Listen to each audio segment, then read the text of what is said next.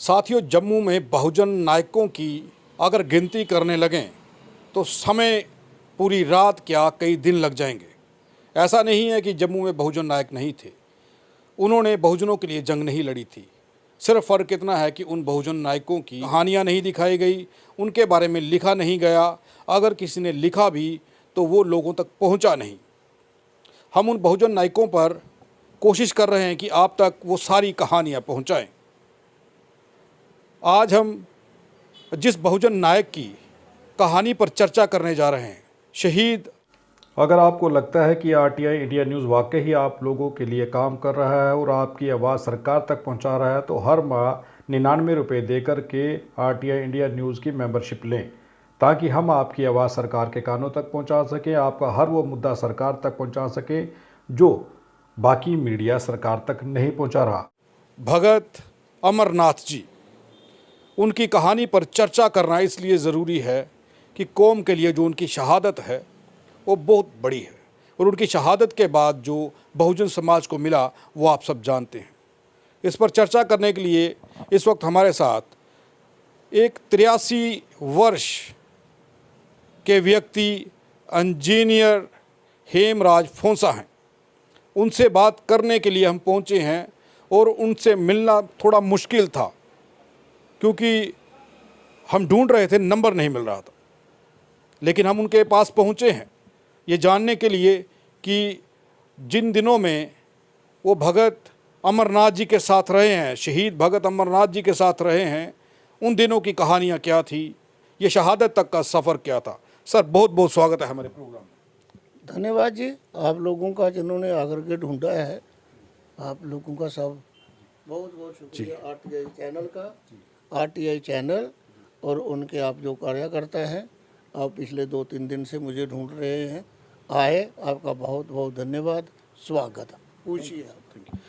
सवाल ये है कि भगत शहीद भगत अमरनाथ जी और उनके साथ जो लोग थे, ये मूवमेंट कब शुरू हुई? ये मूवमेंट जो है इसने ज़ोर कब पकड़ा और बहुजन समाज के लोग समय समय पर कैसे लड़ते रहे? देखिए, ये जो मूवमेंट है ये तो सप्रेशन के अगेंस्ट मूवमेंट है, और सप्रेशन हमारे साथ लोगों के सदियों से हो रही है।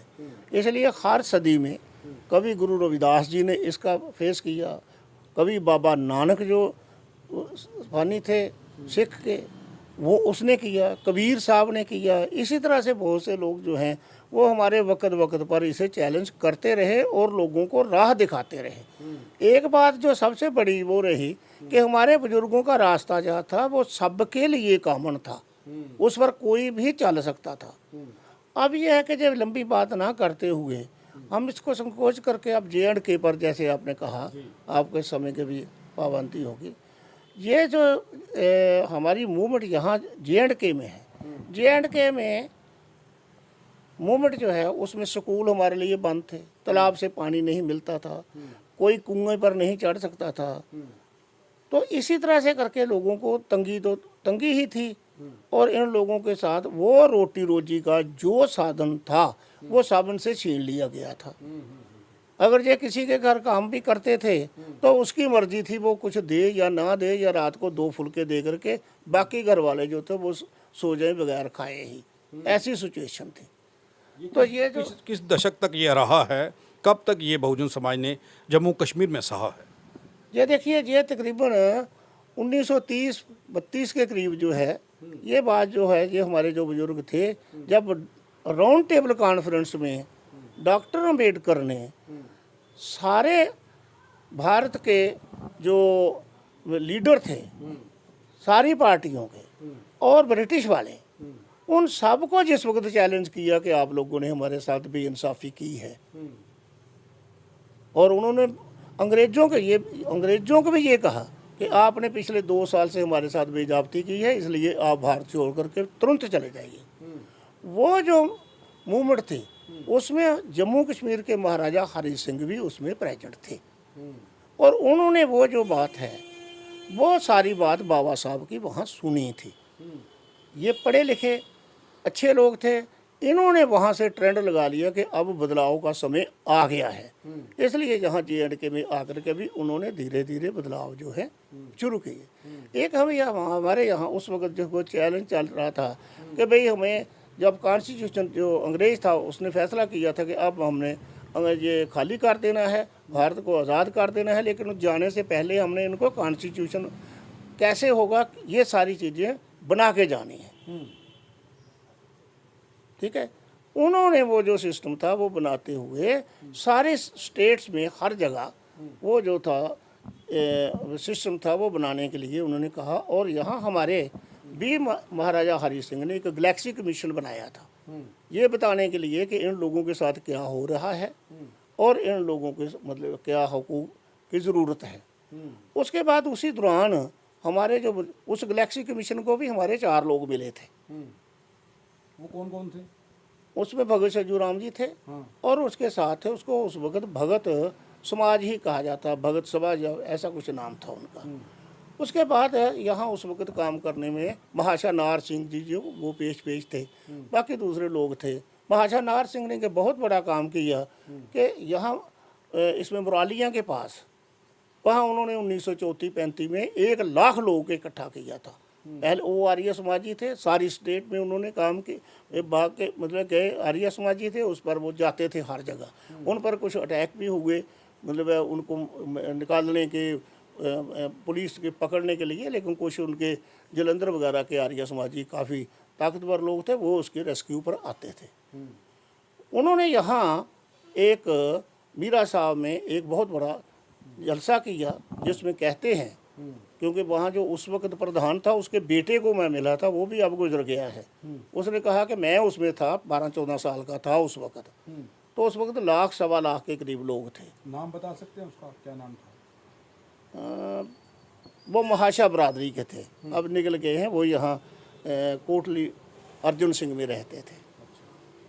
अच्छा, अब उसके साथ क्या हो गया कि उस वक्त उन्होंने 2-4 जो मेन रिलीजन है मुसलमानों का, मौलवी भी वहाँ आए थे, वहाँ पादरी भी आया था, वहाँ सिख साहबान के भी मतलब थे और जम्मू के भी थे। जो जम्मू के लीडर थे उनमें पंडित प्रेमनाथ डोगरा, हंसराज जी, ये लोग थे। जैसा कि है एक किताब है उस ज़माने की, SN डोगरा ने उर्दू में लिखी हुई है, महाशा नाहर सिंह, ये सारी डिस्क्रिप्शन उसमें दी हुई है, उर्दू की किताब थी। तो अब ये है कि वहाँ उन्होंने यही कहा कि ये तो हमें आप हिंदू लोग जो है जो तो हमें ना पानी पीने देते हो ना स्कूल में जाने देते हो, तो उन्होंने कहा हमें छोड़ ही देंगे। उन्होंने सिख साहबान को पूछा, मुसलमानों को पूछा, क्रिश्चियन को पूछा कि अगर हम यहाँ आपकी तरफ आएँ तो क्या मिलेगा। उन सब ने उन्हें सिख साहबान जो थे उन्होंने कहा अगर आप सिख बन जाएं तो हम लोग जो हैं हम आपकी ढाल बन जाएंगे, आप पर कोई वार करने से पहले हमें करेगा। मुसलमान जो था उसने कहा आज मुसलमान जो आपका बनेगा शाम को कुएं पर चढ़ा करके जाऊंगा, अपनी बेटी जो है उसकी शादी आपसे कर दूंगा। क्रिश्चियन ने कहा कि भाई हमारी हुकूमत है सेंटर में, तो जो मुरादात हैं आपको नौकरी वगैरह की वो हम देंगे। फिर उन्होंने पूछा जो जम्मू वाले थे हिंदू लोग कि भाई आप बताइए। उन्होंने कहा जी हमें 60 दिन का टाइम दे दीजिए, हम 60 दिन के बीच आपको बताएंगे। उसी दौरान में या उससे थोड़ा आगे पीछे की बात है, अब वो उस वक्त का जो इतना टाइम तो किसी ने मतलब वो डेटें वेटें तो लिखी नहीं है, क्योंकि हमारा किसी ने कुछ लिखा ही नहीं कभी, हमारा तो किसी ने लिखा ही नहीं। तो उस वक्त जो है उन्होंने आकर के महाराज जी को कहा और महाराज हरि सिंह ने उस वक्त स्कूलों में लोगों को दाखिले की परमिशन दे दी, मंदिर में एंट्री कर दी, और जो शमशान घाट थे उस पर एक जगह वो करने का, स्कॉलरशिप देने का, ऐसी चीज़ें जो थी वो उन्होंने की।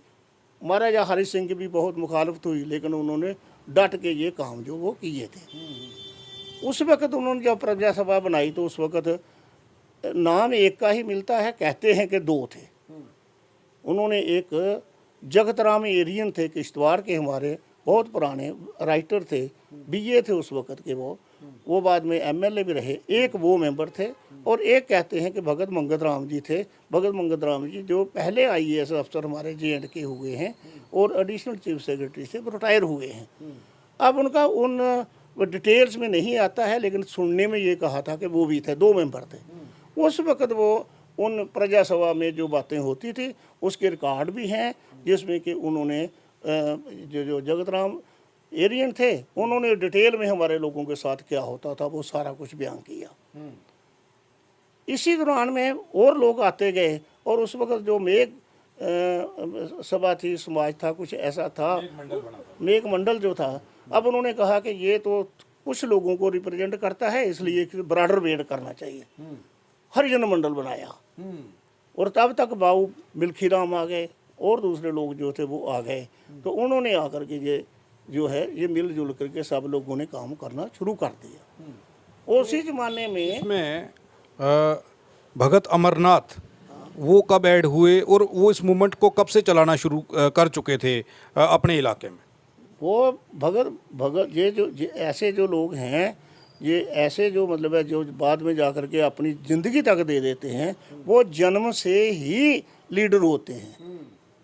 जब से उनका जन्म वहाँ हुआ स्कूल में भी लीडरी करते होंगे, उसके बाद सर्विस में थे वहाँ भी लीडरी करते थे। उन्होंने पहले वहाँ मिडिल पास की, उसके बाद उन्होंने इसमें इसका हेल्थ डिपार्टमेंट में नौकरी की थी, और उसके बाद फिर वो इसमें सोशल वेलफेयर में या कुछ एतबार, वो मेरे आर्टिकल में पूरा लिखा हुआ है, बहुत सी चीज़ें आगे पीछे हो जाती।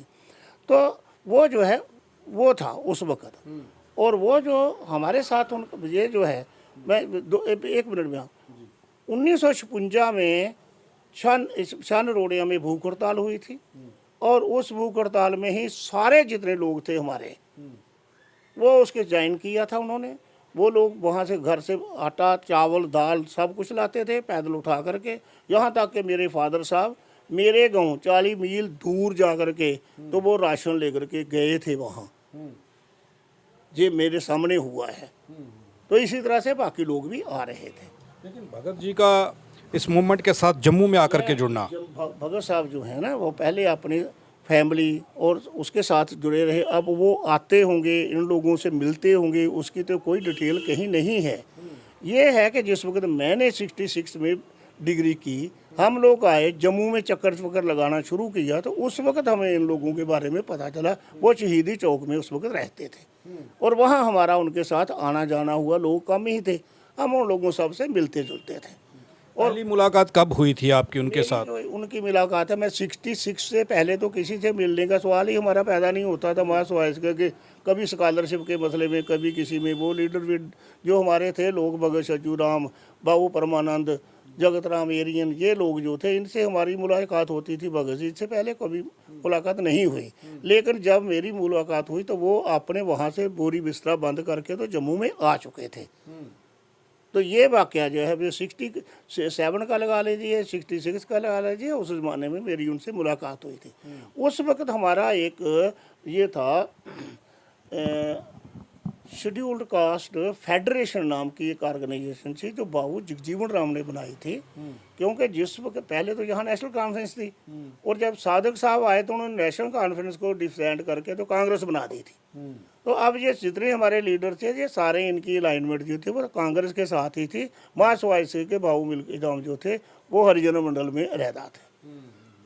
उसमें वो फिर MLA भी बने मर से उस वक्त अपने हरिजन मंडल की सीट पर, रिजर्व सीट पर है ये रिजर्व करवाई गई थी। 1957 की इलेक्शन जो थी तो उसमें जीते थे वो। नहीं, बाद में ये सीटें जो रिजर्व करवाई गई थी, जो सीटें रिजर्व हुई थी उनकी फाइट के बाद, नहीं तो उनमें से वो सीट भी रिजर्व। वो मैं आपको बताता हूँ ना। अच्छा, उसमें क्या हुआ कि जिस वक्त भगत जी यहाँ आए, उस वक्त एक मंगत राय जी चीफ सेक्रेटरी हमारे यहाँ हुए हैं। उसने जो उस वक्त 1961 की जो सेंसस हुई थी, या हो सकता है उसके पहले वाली होगी, उसकी पॉपुलेशन के हिसाब से उन्होंने 1962 में एक सर्कुलर निकाला था कि इन लोगों की इतनी रिप्रेजेंटेशन है, इनका ध्यान रखना चाहिए जो रिक्रूटमेंट से। ये मंगत राय जो था चीफ सेक्रेटरी, जो उससे शुरू हुई थी। तब हमारे लोगों को भी ये लगा। बाकी इकड़ दुकड़ ये था कि भाई कहीं किसी को सीट मिलती है तो भगत जी या बाबू परमानंद या ये लोग जो जाते थे, एक सीट ले आ जाते थे। किसी को कहीं इसमें पुलिस में भर्ती हुई तो भगत सरजू राम जी और बाकी लोग मेरे, उन्होंने चार आदमियों को वहाँ उस वक्त भर्ती करवा दिया ASI, जो पहली बार मतलब है जिसमें ये हमारे हरिचंद जी थे और मनी राम जी थे, इसी तरह से एक भगत जी थे भद्रवा के, एक और थे, 4 लोग जो थे तो वो ऐसे ही इकड़ दुकड़ जहाँ ज़रूरत पड़ती थी वहाँ गवर्नमेंट को कहते थे, गवर्नमेंट मान जाती थी। और ऑर्डर वार्डर कोई नहीं था, लिखित में कुछ नहीं था। अजय लिखित में कुछ नहीं आता था, लिखने कोई नहीं था, अब कोई है ना कि ऑथेंटिक जो है वो कोई बात नहीं थी। हवा में था। उसमें क्या था कि फिर भगत जी जिस वक्त आए, इन्होंने सारे गांव में जाना, उस वक्त सबसे बड़ी प्रॉब्लम जो थी वो लोगों को बेदखली की थी। बीच में शेख मोहम्मद अब्दुल्ला जी आए, उन्होंने लोगों को ज़मीनें दे दी। ज़मीनें देने के बाद ही हमारे लोग जो थे उनको अपना रोटी रोजी का साधन बना। जब उनको रोटी रोजी का साधन बना तो उन्होंने स्कूलों की तरफ ही देखा। बच्चे जो थे उन्होंने वहाँ से मतलब निकले तो उन्होंने स्कूलों में जाना किया जिसमें हम लोग थे। और ऐसे ही बाकी गवर्नमेंट स्कूल जो थे वो उस वक्त वेलकम थे, सबके लिए गवर्नमेंट स्कूल था, कोई जो चाहता था वो पढ़ सकता था, कोई दिक्कत वैसी थी नहीं। वो नहीं कि जो छुआछूत इधर उधर की बातें होती है वो तो चलती थी साथ में, लेकिन वो समझ गए थे कि ये छुआछूत में ही अब हमने रहना है, जिंदा रहना है। और फिर जो हमारे हम जैसे जो पढ़ने वाले थे वो जिस भी स्कूल में जाते थे तो वो तो कोई भी ऐसा नहीं था जो फर्स्ट नहीं आता था। बाबू परमानंद बशनाह में फर्स्ट थे, रामगढ़ से मैं फर्स्ट था, ये TR हमारे अत्री साहब थे वो अपने यहाँ से फर्स्ट थे। तो हमारे लोग जो थे वो ऐसा नहीं है कि वो पढ़ने में सबसे ऊपर ही थे। अच्छा, ये सब आप कितनी देर रहे हैं भगत साहब के साथ, भगत अमरनाथ जी के साथ कितनी देर रहे हैं, और उनसे जो वार्तालाप होता था क्या बात होती थी, प्लानिंग कैसे होती थी, कैसे हड़ताल करनी है, ये सारी चीज़ों की प्लानिंग कैसे? देखिए मैंने वही कहा कि वो हमारे यहाँ एक शेड्यूल्ड कास्ट फेडरेशन थी जो बाबू जगजीवन राम के ज़माने में बनी थी। वो कांग्रेस का एक शेड्यूल कास्ट का विंग था, उसी की ब्रांच यहाँ बनाई गई थी जब यहाँ कांग्रेस बनी तो। और उसका हमारा एक ऑफिस था जिसके जो सेक्रेटरी थे वो भगत अमरनाथ जी थे। और हमारा ऑफिस था इसमें शहीदी चौक में, 2 दुकानें थी म्यूनसिपैलिटी की हमारे पास, तो वहाँ ही एक हमारी अखबार भी निकलते थे। भगत साहब ने एक अखबार भी निकाली थी, तो वो भगत उस अखबार का नाम था पसमानद की, उर्दू में भी छपती थी, उसके एडिटर भी भगत साहब थे। तो उसी ज़माने में ये फिर जो है इसमें जो मूवमेंट ने जोर पकड़ा, बाहर जाना, लोगों से इंटरव्यू करना, ये करना वो करना। और चोरी छुपे बाबा साहब के बारे में हम लोग जो थे वो भी लिखते थे उसी में, लेकिन वो मुलाजिम होने के नाते हम अपना नाम आप तो दे नहीं सकते थे, क्योंकि मुझे बाबा साहब की जो पहली किताब पढ़ने का मौका मिला वो 1962 में कश्मीर बुक शॉप से मुझे किताब मिली थी 20 रुपए की, और मैं तो वही पढ़ता था जिस वक्त कॉलेज से फुर्सत मिलती थी। समझ तो कम आता था, अंग्रेजी बड़ी बम्बास्टिक थी, हमारे लोगों को इतनी कोई अंग्रेजी थोड़ी नहीं। तो 5-8 साल के साथ बाद फिर समझ आना शुरू हुई कि ये क्या लिखा है। ये शहादत का जो दौर था, जब भगत साहब शहादत उन्होंने प्राप्त की है, भूख हड़ताल पर बैठे हैं, वो दौर जब शुरू हुआ वो कैसे शुरू हुआ, और जम्मू में जब ये माहौल बना ये कैसे बना था? देखिए माहौल ये था कि गवर्नमेंट कहती थी, गवर्नमेंट के लीडर कहते थे, लेकिन करते कुछ नहीं थे। 69 में एक सर्कुलर निकला था कि इनको रिजर्वेशन देनी चाहिए, निकाल दिया सर्कुलर, तो लेकिन उस पर इम्प्लीमेंट कोई नहीं।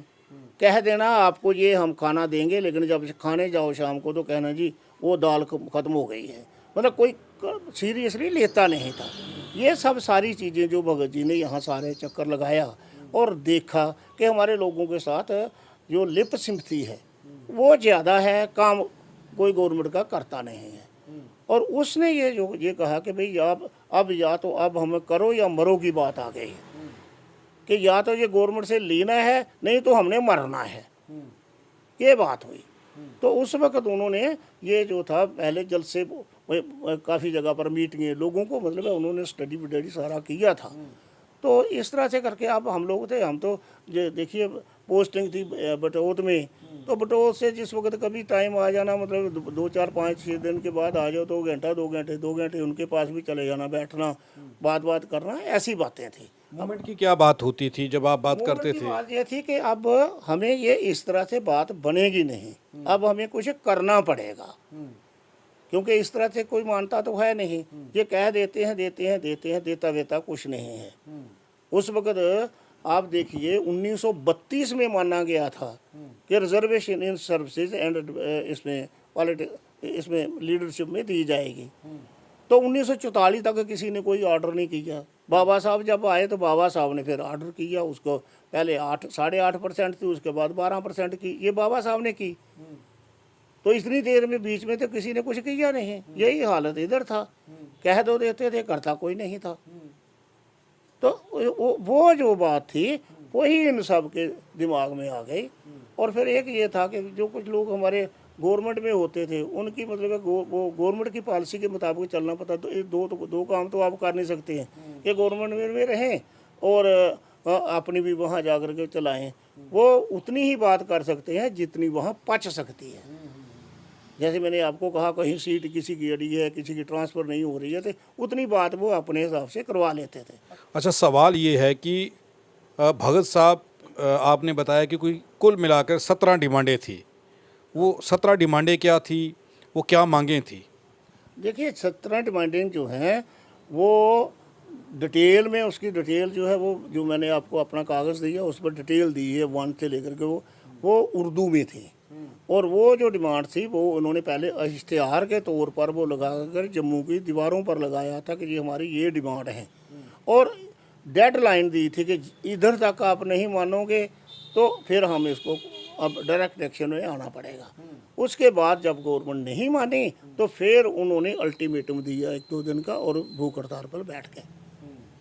अगर मैं ये जानना चाहूँ कि वो 17 में से अगर कोई डिमांडें आपको याद हों, क्या थी, क्या मांग थी? वो डिमांडें जो हमारी यही थी कि ये जो है लोगों की जो ज़मीनें हैं उससे लोगों को खामखा बगैर किसी रीज़न के निकाल दिया जाता था। कोई आ जाता था वो दोबारा जिनसे वो ली गई थी, जिनसे ज़मीन शेख साहब ने ली थी, वो तो दुश्मन बने हुए थे कि भाई हमारी ज़मीनें ले ली हैं, तो वो उसने आसानी से थोड़ी ली थी। वो तो बात आज तक भी मतलब है लोगों को मनों में है कि भाई वो हमारे साथ जो, एक कहते हैं हमारे साथ ज्यादती हुई है, दूसरे कहते हैं कि हमें जो जीने का अधिकार है वो वहीं से ही शुरू हुआ। तो अब उसी तरह से स्कूल में लोगों को स्कॉलरशिप मिलना चाहिए, एडमिशन में कोई दिक्कत नहीं होनी चाहिए। आप जानेंगे कि जहाँ साइंस कॉलेज में दाखिल करने के लिए पहले स्टेट सब्जेक्ट होना जरूरी था। जिनके स्टेट सब्जेक्ट थे उन्हीं लोगों को, मतलब स्टेट सब्जेक्ट ये है कि सर्टिफिकेट बेशक वहाँ नहीं देखना। और वहाँ शेड्यूल कास्ट क्या था, शेड्यूल कास्ट बाबू मिल्खी राम जी जो थे वो एज MLA सुबह अपनी स्टैंप लेकर के वहाँ बैठ पहुँच जाते थे। जिस किसी को भी, जो हमारे लड़के थे उनको चाहिए तो उसके पास पहुँच जाते थे, वो वहाँ लिख देता है सर्टिफाइड के I know him personally and he is a schedule caste. तब जा कर के एडमिशन भी मिलती थी। ऐसे एडमिशन नहीं होती थी? नहीं, ऐसे कहाँ होती थी। वो कहता था कि भाई ये शेड्यूल कास्ट है और ये स्टेट सब्जेक्ट का है, तब जा कर के उससे स्टैंप ले करके मतलब है वो तब होता था। तो इसलिए ये है कि जब मैं यहाँ 59 में आया तो मुझे भी यही तो हुआ था कि हमने सर्टिफिकेट जो था वो बाबू मिल्खी राम ने दिया कि भाई ये ज्वाइन करने के लिए। अब ये जो बाबू मिल्खी राम और ये भगत अमरनाथ जी थे, जब इन्होंने देखा कि भाई ये ऐसे करने से कुछ नहीं बनता, तो फिर उन्होंने रिवोल्ट किया। फिर वो भूख हड़ताल पर गए। जब भूख हड़ताल पर गए तो अब एक इंस्टेंस है तब का कि मैं उनके पास 1 दिन पहले गया था, मेरी बटोत में पोस्टिंग थी तब। तो आप बटोत में या उधमपुर में पोस्टिंग थी, अब मुझे याद नहीं पड़ा।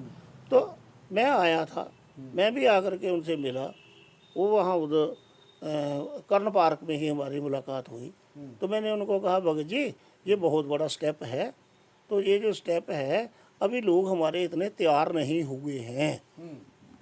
तो वो भूख हड़ताल पर बैठे थे तब ना, उससे 1 दिन पहले, बैठने से पहले, हाँ, मैंने कहा ये अभी लोग हमारे तैयार नहीं हैं, तो ये कहीं आपकी जो जान है ये गवा ना दें हम लोग। अब बड़ी देर के बाद आप यहाँ काम करने के लिए एक आदमी आए हैं तो हमें नुकसान होगा, आप मेहरबानी करो इसको थोड़ी देर के लिए टाल दो। तो उन्होंने मुझे कहा तू मुझे वो आ गया है कमज़ोर करने के लिए, क्योंकि हमारी आपस में ना वो जैसे बड़े भाई हैं ऐसे तो बात थी। उसने कहा तू मुझे कमज़ोर करने आ गया है, चलेंगे मेरे साथ दुश्मन भी मेरे, ये बखरी ये गल मुस्करा के चलणगे, जदों मेरी अर्थी उठा के चलणगे,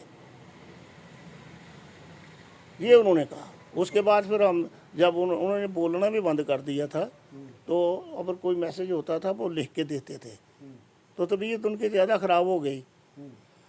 हो सकता है उन्होंने ये सोचा होगा भाई अभी लोग जो हैं वो हमारे इतने तैयार नहीं। हालांकि उससे पहले 3 बार भूख हड़ताल यहाँ रखी जा चुकी है जम्मू में।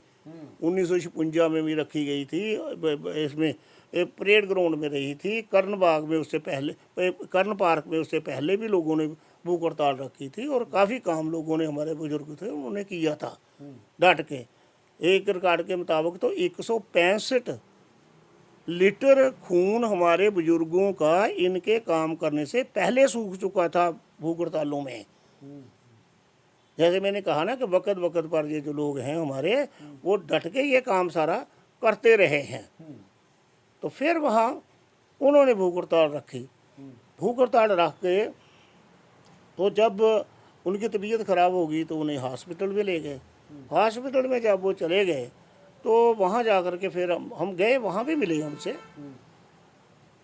1-2 बार वहाँ भी हम जा कर के मिले उनसे।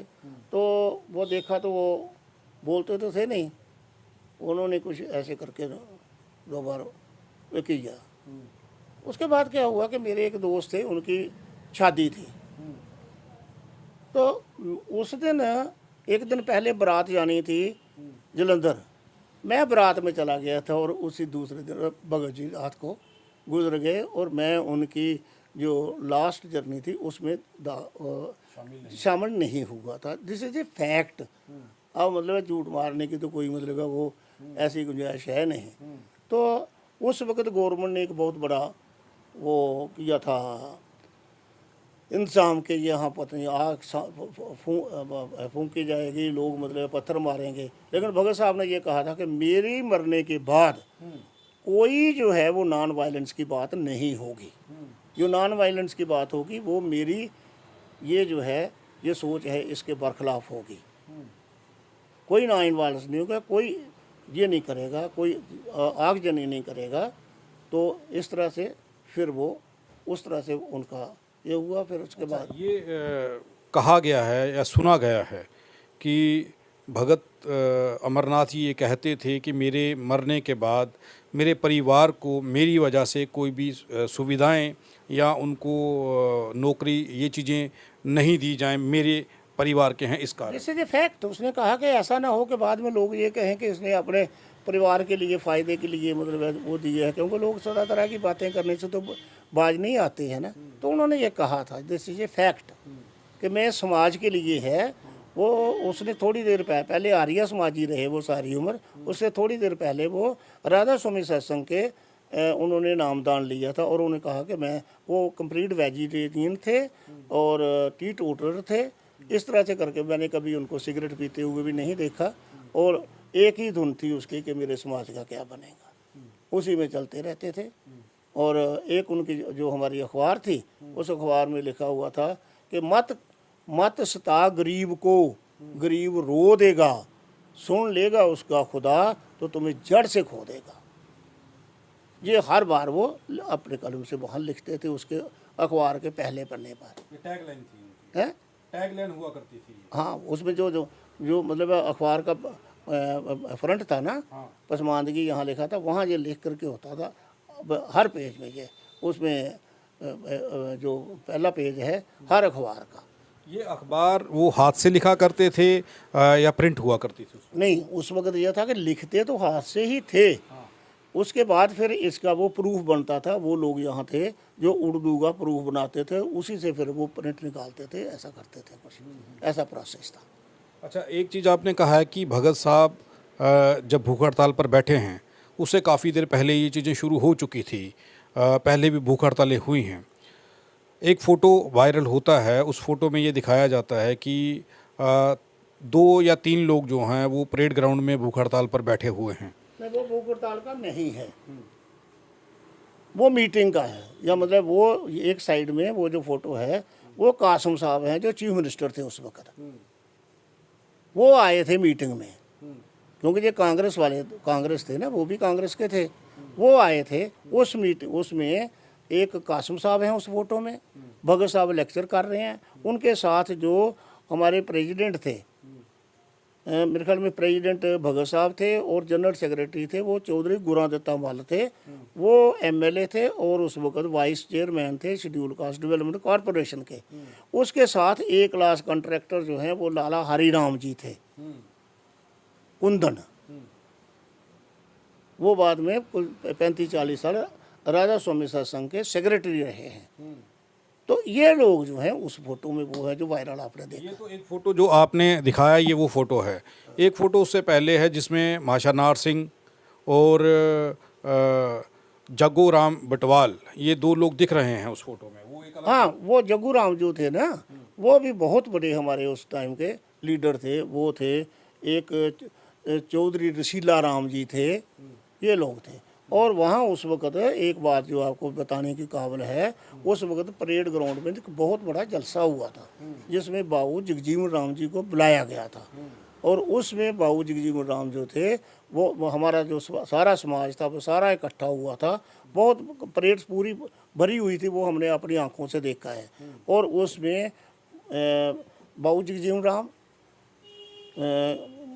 पंडित त्रिलोचन दत्त और भगत अमरनाथ जी, ये मेन स्पीकर थे वहाँ। और यहाँ उन्होंने यही कहा कि भाई हमारे लोगों के साथ ज्यादती हो रही है, मेरी बात कोई मानता नहीं है, इसलिए ये जो है ये खराबी होने के चांसेस हैं। और उस वक़्त बाबू जगजीवन राम ने ये कहा था, मुझे याद है, कि रोटी और बेटी बराबरी में नहीं, बरादरी में नहीं, बराबरी में मिलती है। ये किसने कहा था?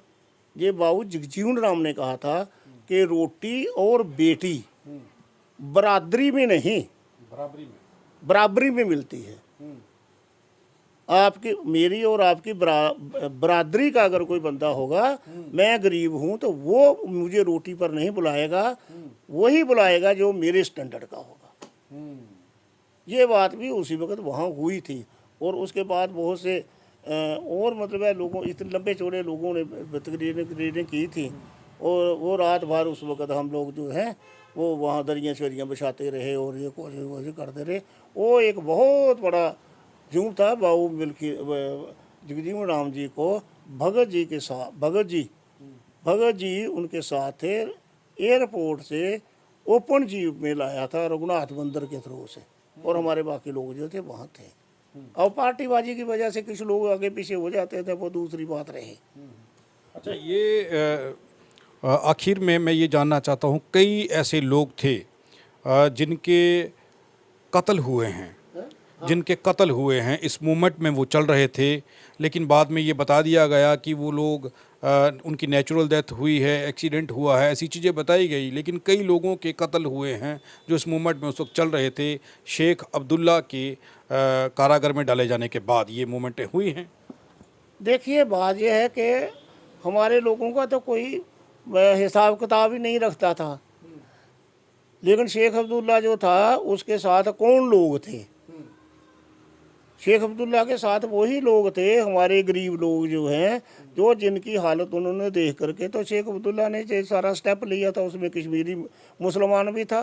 कश्मीरी मुसलमान को उस वक्त लोग, हमने देखा है कि वो उसको ओ हाथों ये कह के करता था। और शेख अब्दुल्ला ने ये जो ज़मीनें दी तो उसको शेख बना दिया, साहब हो गया। तो ये सारे, क्योंकि यहाँ चंद लोग थे, ज़मीनें तो उनकी थी, वो तो बेचारे वहाँ मतलब मजदूर थे।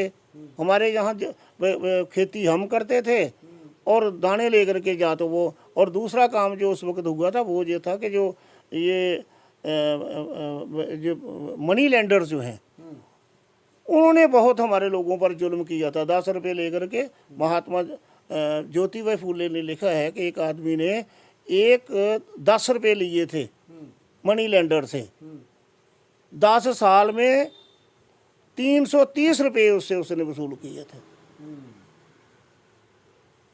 ये पोजीशन थी। उन सब का जो हिसाब किताब था ना, वो उन्होंने किस्तों में कर दिया था, 4 आने 8 आने 15, और उसमें भगत मंगत राम जी थे, उनको पहले लगाया था यहाँ हमारी तहसील सांबा में। उन्होंने लोगों की बहुत मदद की, गरीबों के पास है था ही नहीं कुछ भी। जो जो उनको मतलब दाने वाने में मिलते थे मजदूरी से, वो आते थे और महाजन ले जाता था उठा करके, और फिर उनके घर पर वो पहुंच जाते थे बोरी लेकर के वो लेने के लिए। तो हमारे लोगों के पास कोई था नहीं कुछ भी। तो जो ये बातें हुई हैं, क्या वाकई में हत्याएं हुई थी? कई बहुजन नायक जो थे वो लड़ाई लड़ रहे थे, उन्हें मार दिया गया था, लेकिन बाद में वो मुद्दे नहीं उठे। देखिए, जो हत्याएं हैं ना, हत्याएं जो हैं आज भी तो मतलब है, अब जो है वो पुलिस सेक्शन में कितना कुछ होता है, कौन किसी का रिकॉर्ड होता है, किसी का कोई बेचारा हो गया तो हो गया, तो बाकी उसके बाद ये इतना नहीं होता है। और हम लोग भी उस वक्त देखिए ना, इतने वो कोई अलर्ट थे नहीं, हम भी तो इसी तरह जुनून में ही थे ना। काम क्या, मैं श्रीनगर में गया, पहला इंजीनियर था, जब वहाँ गए तो 32 लोग बाद में आए, किसी को हमने एड्रेस दिया, किसी को कुछ किया, किसी को कैसे किया, किसी को कोशिश की। तो जब हम वहाँ से निकले 5 साल के बाद, तो 32 लोग थे इंजीनियरिंग कॉलेज और मेडिकल कॉलेज में। पहले आप अकेले थे?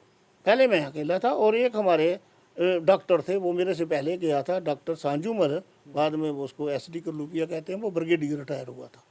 अच्छा, आखिरी सवाल है, क्या बहुजन समाज के लोग आज जो मंत्री पद का सुख भोग रहे हैं या फिर नौकरियों का लुत्फ़ ले रहे हैं, अपने ऐशो आराम की ज़िंदगी जी रहे हैं इस वक्त, क्या उन लोगों को इन लोगों की शहादतें, भगत अमरनाथ जैसे जो लोग थे, शहीद भगत अमरनाथ जैसे जो लोग थे, और कई लोग थे जैसे जगोराम हो गया, जैसे काफ़ी सारे लोग थे, इन लोगों की शहादतें क्या इन लोगों को याद हैं या भूल चुके हैं?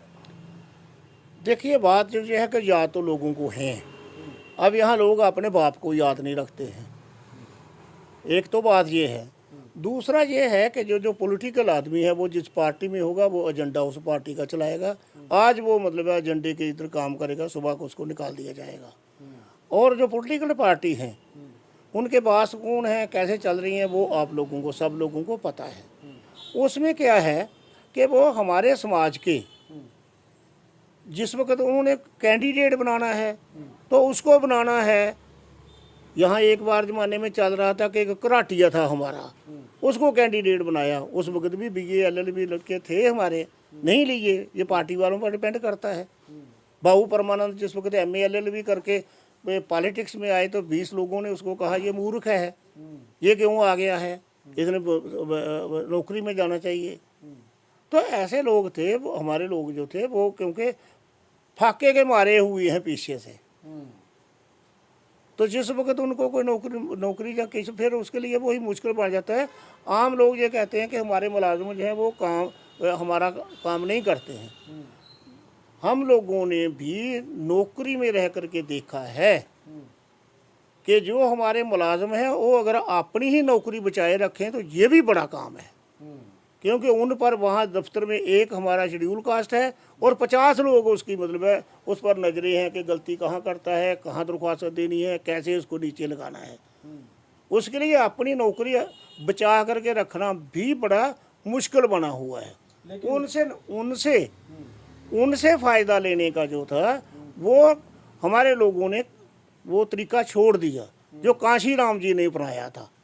वो कहता था भाई आप अपने नौकरी करो, लेकिन ये जो है यहाँ काम कर रहे हैं इनकी ज़रा थोड़ा ध्यान रखो। आप पैसे से मदद कर सकते हैं, 10 20 50 रुपये जो है वो आप महीने के हमें दे दो, मरने के लिए हम हैं, आप मतलब हमारी सपोर्ट करो। अब वो काम नहीं चल रहा।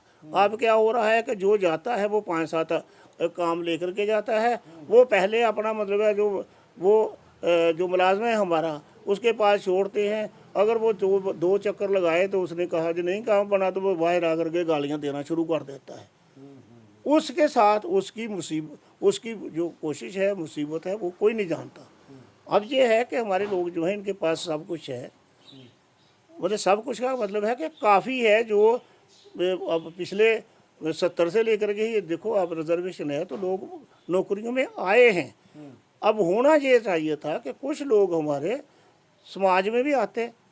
जो हमारा को स्कूल आज हमारा, हम लोग तो पढ़ गए, गवर्नमेंट के स्कूल थे। अब आप जो इस वक्त हमारे गस्टेड अफसर हैं वो एक एक दो दो बच्चे जो हैं उसको पढ़ा लेंगे, क्योंकि फीस जो है किसी की 8,000 रुपया, किसी की 10,000 रुपया महीने की है। तो वो जो गांव में हमारे लोग बैठे हुए हैं उन्हें एजुकेशन कब मिलेगी? उनके लिए स्कूल बंद है।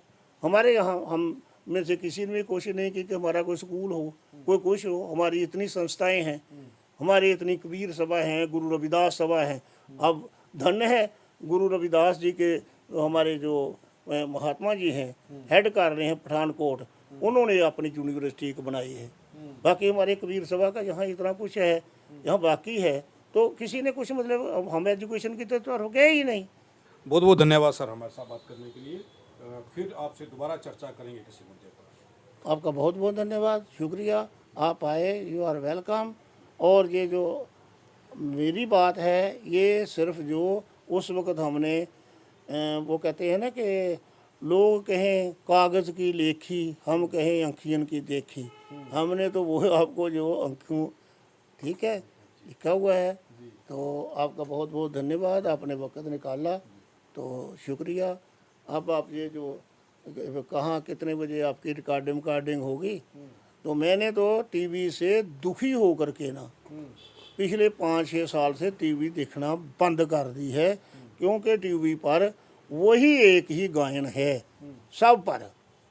और अब पिछले महीने से तो सच्ची बात बताऊं, मैंने वो जो क्या केबल वाला है ना, उसको पिछले महीने पैसे भी नहीं दिए कि भाई मुझे ज़रूरत ही नहीं है, क्योंकि ये इस वक्त चल रहा है, वक्त जाया करो अपना और पल्ले कुछ पड़ता नहीं है। आप लोगों को मुबारक है, आप लोग निकले हैं, समाज का हिस्सा हैं, समाज आपका है, आप समाज के हैं, तो इसलिए समाज के लिए काम करो। बगैर काम के ये काम अभी तक हुआ नहीं है। एक बात मैं आपको और कह दूं, ये जो काम इस वक्त आप देख रहे हैं अधूरा, ये काम अधूरा इसीलिए है कि ये आप लोगों ने करना है। अगर ये आसान होता तो लोगों ने कर देना था। आसान काम लोगों ने कर दिया। ये मुश्किल काम है, इसको करने के लिए मुश्किलें उठानी पड़ेंगी, लेकिन ज़रूरी है, बगैर कि ये होना नहीं है। काम अपना है, समाज का है, करना पड़ेगा। हम नहीं करेंगे तो हमारे बेटे करेंगे, बेटे नहीं करेंगे पोते करेंगे, लेकिन ये काम हमें किए बगैर हमारी समाज का भला हो नहीं सकता। आपको मुबारक है, आप लोगों ने ये स्टेप ले लिया है। ये 83 साल के वो व्यक्ति हैं जो शुरू से बहुजन समाज की उस लड़ाई को जिन्होंने करीब से देखा, जो चिंतित हैं जहाँ पर लड़ाई रुकी, जहाँ पर जंग रुकी, बहुजन समाज के हकों की उस जंग को दोबारा से लड़ने की ज़रूरत है।